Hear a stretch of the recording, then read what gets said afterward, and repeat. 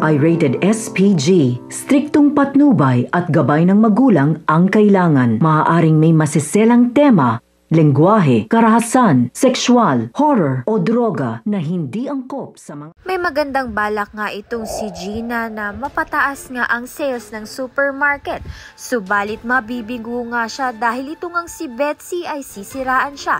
Dahil hindi naman nga matanggap ni Betsy na si Gina nga ang pinagkatiwala nito ni Robert upang maging leader nga sa supermarket. Ang plano nga nito ni Gina ay magkaroon nga ng 20 golden tickets upang ang ipamahagi sa mga mamimili. Subalit ito ngang si Betsy ay ginawang 100 copies. Kaya naman nga't magkakagulo sa supermarket.